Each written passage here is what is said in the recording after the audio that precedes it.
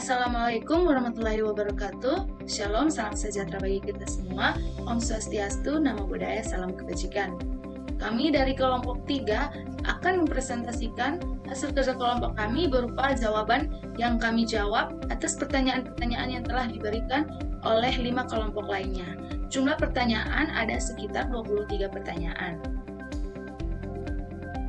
Adapun anggota kelompok kami yaitu Brilian Marani Gajato saya sendiri, Brian Rafael, Jamaluddin Fajar Iribarang, Nur Iman Bayu Putra, dan Putri Onuvet de la Veno. Baik, pertama pertanyaan dari Agatha Sabrina dari kelompok 1. Pada UUD 1945, sebelum amandemen, MPR yang salah satu tugasnya menyusun GBHN berstatus sebagai lembaga tertinggi negara. Kemudian, dengan wacana yang merebak di mana UUD 1945 akan kembali di amandemen terbatas terkait penyusunan GBHN. Pertanyaannya, apakah akan mengembalikan istilah lembaga tertinggi negara dan lembaga tinggi negara?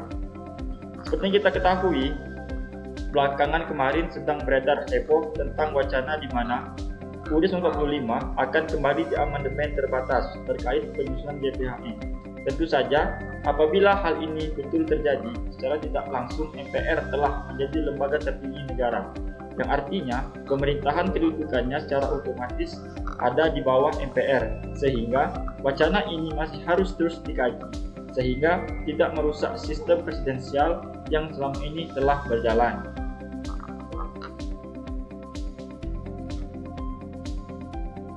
Pertanyaan kedua dari Saudara Agung Wilaksana dari kelompok 1. Indonesia merupakan salah satu negara yang menerapkan sistem trias politika dalam sistem pemerintahannya. Dalam trias politika, kita mengenal adanya 3 pembagian, yaitu eksekutif, legislatif, dan yudikatif.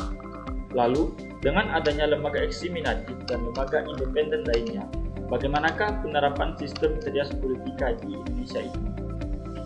Seperti yang kita ketahui, konsep trias politika adalah konsep pemisahan kekuasaan, di mana ada kekuasaan eksekutif, legislatif, dan yudikatif. Dengan adanya lembaga negara yang independen yang dibentuk oleh pemerintah pusat namun bekerja secara independen yang saling berhubungan untuk menciptakan konsep pemisahan kekuasaan yang lebih terbuka, yang dibantu dikawal oleh lembaga independen sehingga pemerintah tidak berkuasa secara sewenang-wenangnya saja. Kemudian pertanyaan dari Saudara Ahmad Dhani dari kelompok 1. Menurut ruang lingkupnya, pengawasan keuangan negara ada yang disebut dengan pengawasan internal. Contoh dari pengawasan internal itu bagaimana? Pengawasan internal dibagi menjadi 2, yaitu pengawasan dalam arti sempit dan luas. Pengawasan internal yang dilakukan aparat yang berasal dari internal lingkungan departemen atau lembaga yang diawasi. Sedangkan pengawasan internal dalam arti luas adalah pengawasan internal yang dilakukan oleh aparat pengawas yang berasal dari lembaga khusus pengawas yang dibentuk secara internal oleh pemerintah atau lembaga eksekutif. Kemudian pertanyaan dari Saudari Alfonisa Sabila dari kelompok 4. Penyelenggaraan pemerintahan melalui lembaga-lembaga negara dibedakan menjadi 5 kelompok. Salah satunya lembaga eksaminatif. Sebagai lembaga yang independen, apakah ada lembaga lain selain BPK yang termasuk ke dalam lembaga eksaminatif di Indonesia? Berdasarkan pasal 23 Undang-Undang Dasar Negara Republik Indonesia tahun 1945, kekuasaan eksaminatif adalah kekuasaan terhadap pemeriksaan keuangan negara yang berhubungan dengan penyelenggaraan pemeriksaan atas pengelolaan dan tanggung jawab tentang keuangan negara yang hanya dilakukan oleh BPK, Badan Pemeriksa Keuangan. Kemudian pertanyaan dari Berliana Eka dari kelompok 6. Apakah yang dimaksud dengan lembaga negara yang independen? Lembaga independen adalah lembaga negara di Indonesia yang dibentuk oleh pemerintah pusat, tetapi bekerja secara independen. Contohnya seperti KPU, Komnas HAM, TNI, Polri, dan KPK.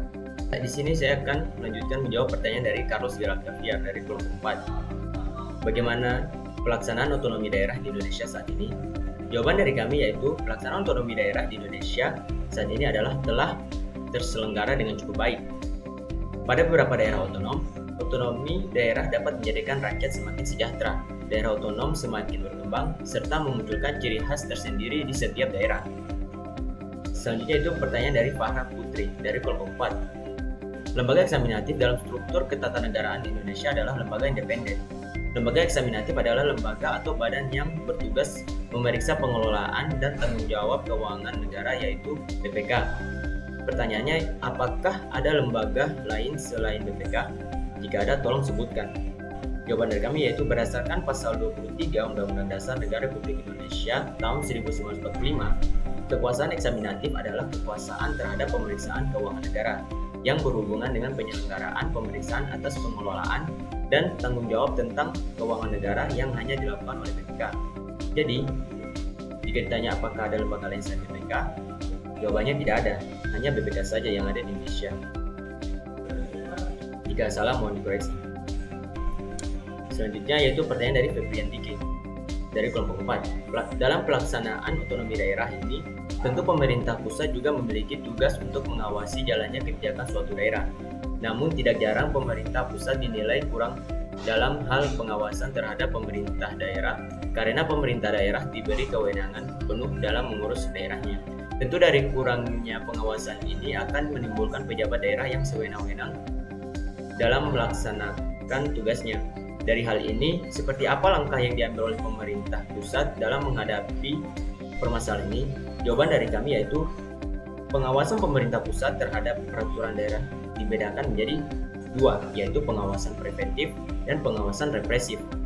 Pengawasan preventif adalah pengawasan yang dilakukan sebelum pelaksanaan, yakni pengawasan yang dilakukan terhadap sesuatu yang bersifat rencana. Dan pengawasan represif merupakan pengawasan yang dilakukan setelah pekerjaan atau kegiatan dilaksanakan. Selanjutnya itu pertanyaan dari Purdi Proboningrat dari kelompok 2. Apa saja contoh nyata yang bisa kita temui sehari-hari dari urusan pemerintahan absolut, umum, dan konkuren?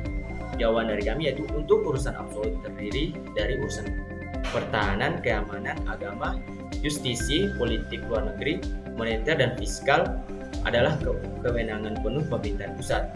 Yang kedua yaitu urusan pemerintahan konkuren yang menjadi wewenang daerah terdiri atas urusan pemerintahan wajib dan urusan pemerintahan pilihan. Urusan pemerintahan wajib sendiri terdiri atas urusan pemerintahan yang berhubungan dengan pelayanan dasar dan urusan pemerintahan yang tidak berhubungan dengan pelayanan dasar. Yang ketiga yaitu urusan pemerintahan umum adalah urusan pemerintahan yang menjadi wewenang presiden sebagai kepala pemerintahan. Urusan pemerintahan umum meliputi pembinaan wawasan kebangsaan dan ketahanan nasional dalam rangka memantapkan pengalaman Pancasila, pelaksanaan UUD NRI tahun 1945, pelestarian Bhinneka Tunggal Ika, serta pemertahanan dan pemeliharaan keutuhan NKRI, pembinaan persatuan dan kesatuan, pembinaan kerukunan antar suku dan intrasuku, umat beragama, ras, dan golongan lainnya guna mewujudkan stabilitas keamanan lokal, regional, dan nasional. Selanjutnya itu pertanyaan dari Gereford Immanuel dari kelompok 6. Berikan salah satu contoh pendapatan negara melalui hibah. Jawaban dari kami yaitu hibah adalah pemberian yang diberikan kepada pemerintahan tapi bukan bersifat pinjaman. Hibah sifatnya sukarela dan diberikan tanpa ada kontrak khusus. Dana bantuan yang didapat biasanya diperuntukkan bagi pembiayaan pembangunan, seperti lembaga internasional yang pernah memberi bantuannya pada Indonesia antara lain Bank Dunia, World Bank, ADB atau Asian Development Bank, dan IMF, International Monetary Fund. Selanjutnya pertanyaan dari kelompok 5 Jenny Salea. Urusan pemerintahan umum adalah urusan pemerintah yang menjadi kewenangan presiden sebagai kepala pemerintah. Dalam kewenangannya, pemerintah kabupaten atau kota terus didorong untuk meningkatkan belanja pembangunan prasarana cipta karya agar kualitas lingkungan permukiman di daerah meningkat. Di samping membangun prasarana baru, pemerintah daerah perlu juga mengalokasikan anggaran belanja untuk memiliki keterbatasan fisik dalam menandai pembangunan infrastruktur permukiman pemerintahan daerah cenderung. Selanjutnya saya akan membacakan jawaban dari Marco Polo kelompok 6. Beban APBD hanya dapat dilakukan satu kali dalam 1 tahun anggaran kecuali dalam keadaan luar biasa. Dengan mendasarkan pada uraian tersebut di atas, maka jawaban yang jelas bahwa APBD dapat dirubah asalkan memenuhi persyaratan perubahan. Posta dilakukan melalui Perpres nomor 1 tahun 2020 yang kemudian ditetapkan menjadi Undang-Undang nomor 2 tahun 2020 yang mengatur pergantian postur melalui peraturan presiden. Saya akan menjawab pertanyaan Ibu Stinuara dari kelompok 6. Kerajaan mutlak atau monarki absolut merupakan bentuk monarki yang berprinsip seorang raja mempunyai kekuasaan penuh memerintah negaranya. Negara yang masih menerapkan ini diantaranya Brunei Darussalam, Arab Saudi, Qatar, Oman, Inggris, Swiss, dan lainnya. Meminta pendukungan pendanaan pemerintah pusat. Sumber pendapatan urusan pemerintahan umum terdiri atas sumber-sumber keuangan sebagai berikut: APBN, APBD, pendapatan hasil daerah (PAD), meliputi pajak daerah, hasil retribusi daerah, hasil pengolahan kekayaan daerah yang dipisahkan, dan lainnya. Dana pertimbangan meliputi dana bagi hasil, dana alokasi umum, dan dana alokasi khusus pendapatan daerah lain yang sah. Ya, saya akan melanjutkan menjawab pertanyaan dari Muhammad Farhan. Apakah dengan peningkatan efisiensi dan efektivitas pembangunan ekonomi di suatu daerah dapat mewujudkan tujuan dari desentralisasi? Jawaban kami adalah peningkatan efisiensi dan efektivitas pembangunan ekonomi di suatu daerah dapat mewujudkan beberapa tujuan dari desentralisasi itu. Artinya, hal tersebut tidak dapat menjadi satu-satunya faktor dari tercapainya tujuan desentralisasi, namun dapat membangun dan memenuhi beberapa tujuan itu sendiri. Perlu diketahui, tujuan desentralisasi di bidang ekonomi atau fiskal yaitu untuk memenuhi aspirasi daerah menyangkut penguasaan atas sumber-sumber keuangan negara, mendorong akuntabilitas dan transparansi pemerintah daerah, meningkatkan partisipasi masyarakat dalam proses pembangunan daerah, mengurangi ketimpangan antar daerah, dan lain-lain. Dengan adanya peningkatan efisiensi terhadap pembangunan ekonomi, dapat diprediksi bahwa tujuan yang telah disebutkan tersebut dapat menjadi lebih mudah untuk tercapai, terutama jika kekhasan dan keunggulan dari suatu daerah tersebut dapat kemudian dijadikan sebagai kemaksimalan dalam pembangunan ekonomi.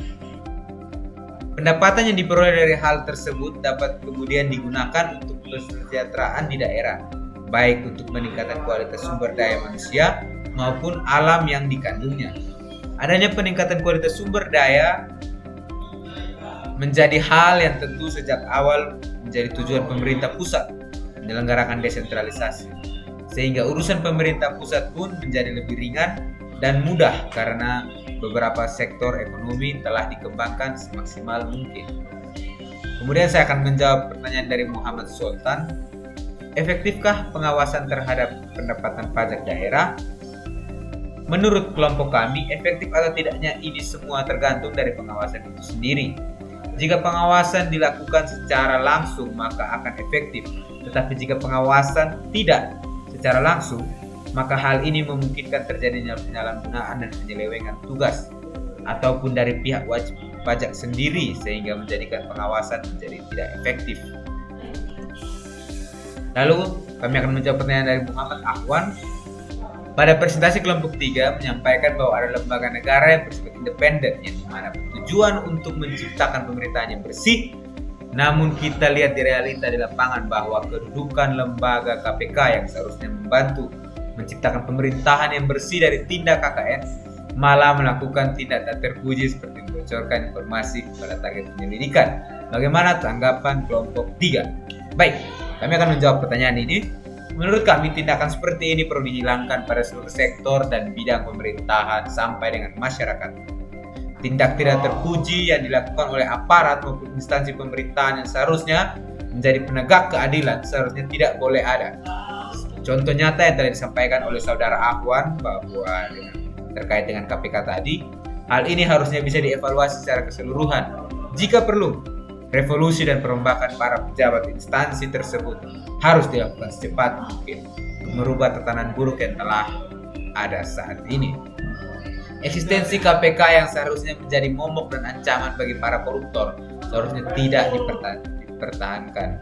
Ketika KPK tidak dapat bekerja secara optimal, maka tingkat kepercayaan masyarakat pun akan mengalami penurunan yang drastis pastinya. Akan memberikan dampak buruk bagi negara kita, di mana tentu kita harus melakukan tindakan preventif agar hal ini tidak terjadi. Perlu dilakukan tindak penyusutan, penghukuman, sanksi bagi semua orang yang terlibat dalam praktik buruk ini, sehingga memberikan efek jerah bagi oknum yang memberikan sinyal bahwa aparat maupun instansi penegak keadilan di negara Indonesia kita ini masih dapat dipercaya oleh masyarakat. Selanjutnya kami akan menjawab pertanyaan dari Muhammad Albi. Sebut dan jelaskan apa saja yang menjadi sumber-sumber pendapatan daerah.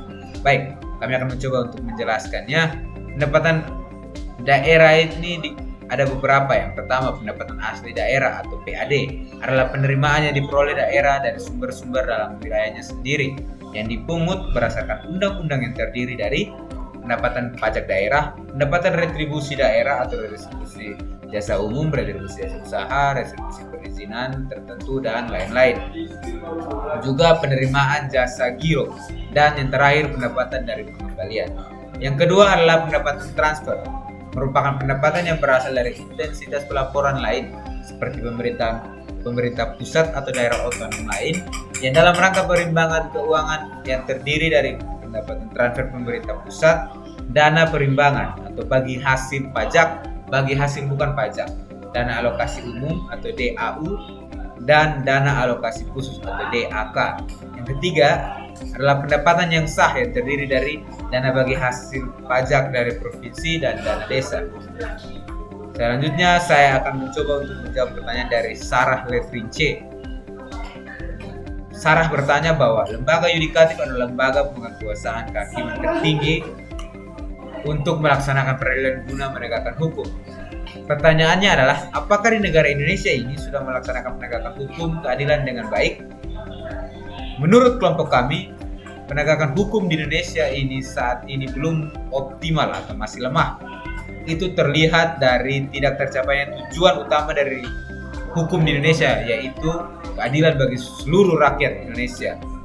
Ada dua faktor utama mengapa hukum yang ada di Indonesia ini belum optimal dijalankan.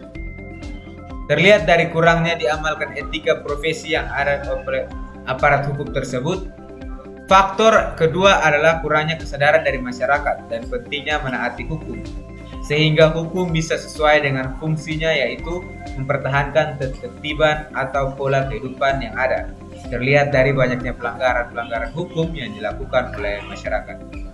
Berikut pertanyaan dari Saidul Umam dari kelompok 2. Apa yang harus dilakukan pemerintah jika APBN yang ada tidak sesuai dengan RAPBN?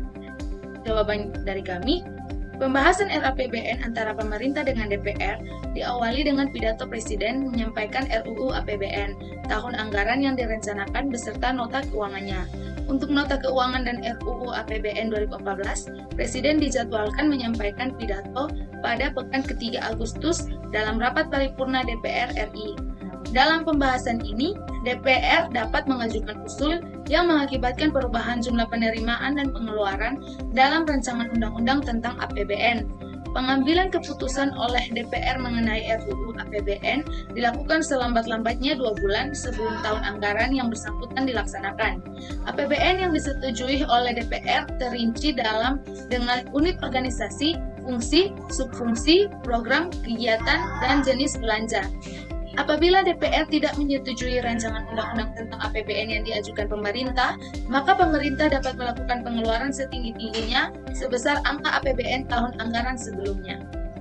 Selanjutnya, pertanyaan dari Salahuddin Alif dari kelompok 2, apa salah satu contoh nyata desentralisasi dari lembaga yudikatif? Jawabannya, kekuasaan yudikatif merupakan kekuasaan untuk mempertahankan undang-undang. Pada kekuasaan tersebut juga untuk mengadili setiap pelanggaran terhadap undang-undang. Pada kekuasaan tersebut sering juga menyelesaikan kasus-kasus administrasi.